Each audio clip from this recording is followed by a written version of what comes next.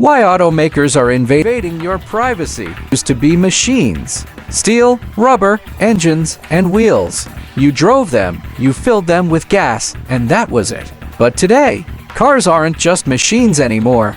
They're data centers on wheels. And the truth is ugly, automakers are spying on you, tracking you, and selling your information to whoever will pay.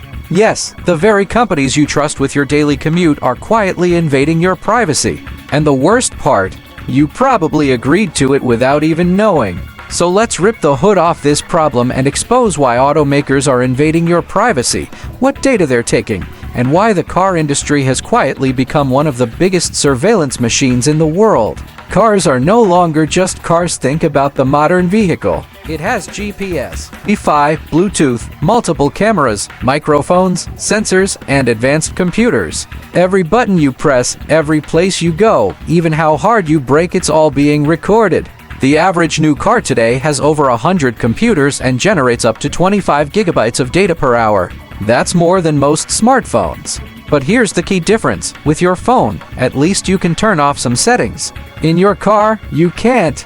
This isn't an accident. Automakers deliberately designed cars to collect massive amounts of data because that data is worth billions. What kind of data are they collecting? It's not just location. Automakers are tracking your driving habits, speed, acceleration, braking, your exact routes every day. Audio from in-car microphones, video from interior and exterior cameras, even biometric data like facial recognition and driver fatigue monitoring.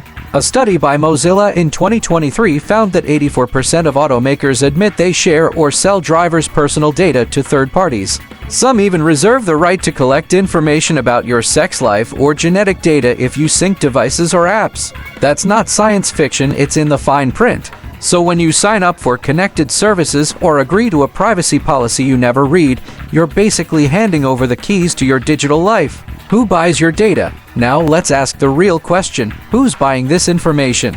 Insurance companies are one of the biggest buyers. By accessing your driving behavior, they can raise or lower your premiums. Drive a little too fast, brake too hard, or take one too many late-night trips, and your insurance could skyrocket. Advertisers also want in. Automakers dream of a future where your car's infotainment system shows you targeted ads based on where you drive and what you search. Imagine driving past a McDonald's and your car pings you with a special offer. That's not convenience, that's surveillance capitalism on wheels. And don't forget law enforcement and governments. In many countries, police can request or even demand access to connected car data. That means your car could quietly rat you out without you ever knowing. The Tesla effect. Tesla deserves special mention because they pioneered the surveillance car. Every Tesla is loaded with cameras, microphones, and always-on data tracking. Tesla collects video footage, audio snippets, driving habits, and even records how often you use autopilot. In some cases, Tesla employees were caught sharing private in-car footage, including videos from inside owners' garages. Think about that for a second. Your own car spying on your private life and then employees laughing about it. Other automakers saw Tesla's success and realized the real money wasn't just in selling cars, it was in selling data. So they all jumped on board. Connected cars equals permanent surveillance. The problem is bigger than just Tesla. Almost every major brand now sells connected services. General Motors, Ford, Toyota, BMW, Mercedes, you name it. These services sound nice on paper. Remote start from your phone, automatic crash detection, real-time traffic updates. But behind the scenes, they're pipelines for data collection. And you can't really opt out. Even if you cancel subscriptions, much of the data tracking continues. Automakers bury this in privacy policies that stretch for dozens of pages, written in legal jargon nobody understands. So whether you like it or not, your car is spying on you. The money trail. Why are automakers doing this? Simple: profit. Selling cars isn't as lucrative as it used to be. Manufacturing costs are high, competition is brutal, and margins are thin. But selling data, that's pure gold. According to McKinsey, the automotive data market could be worth over $750 billion by 2030. Automakers know this. They're not just selling vehicles, they're selling you. In the past, a car was a one-time purchase. You paid, you drove away. Now, automakers want recurring revenue, subscriptions, data sales, targeted ads. They want your car to keep making them money long after you've bought it. And privacy is the price you pay. You don't own your car anymore. Here's the harsh reality. You don't really own your car. Sure, your name is on the title, but the software, the data, and the features, automakers control them. They can lock or disable functions remotely. They can track where you go. They can charge you monthly for features that are already built into the car. BMW tried this with heated seats. Mercedes experimented with charging extra for faster acceleration. Tesla locks premium features behind software paywalls.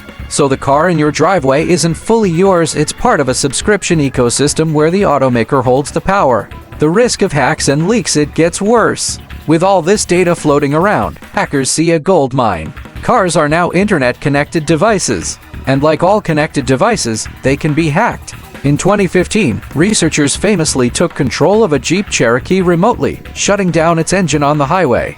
That was 10 years ago. Imagine what hackers can do today with even more access. And even without hacking, data leaks happen. Automakers, insurers, and third-party apps aren't immune to breaches. One leak could expose millions of drivers' locations, habits, and personal details. So not only is your car spying on you, it's also a giant target. Why it won't change? Here's the part nobody wants to hear. This isn't going away. Automakers are making too much money from data to stop. Governments aren't stepping in strongly enough. And most consumers don't even realize what's happening. When you connect your phone, use in-car Wi-Fi, or agree to terms and conditions, you're consenting to surveillance. And unless laws change dramatically, the invasion of privacy will only grow.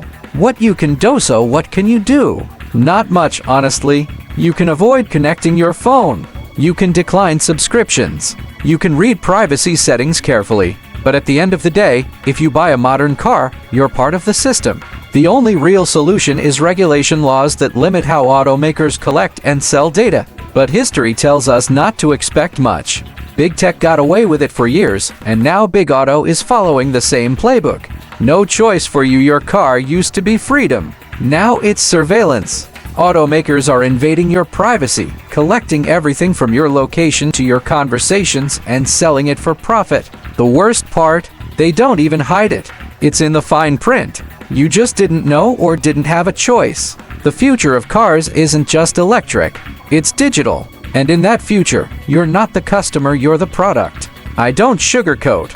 I tell it like it is. Know the risks. Demand better. Because the car in your driveway isn't just transportation anymore, it's a spy. What do you think? Is the car market really broken forever, or will things eventually go back to normal? I'd love to hear your take. Drop a comment below, and if you found this breakdown helpful, don't forget to like the video, subscribe to the channel, so you don't miss more deep dives like this. Your support keeps me going.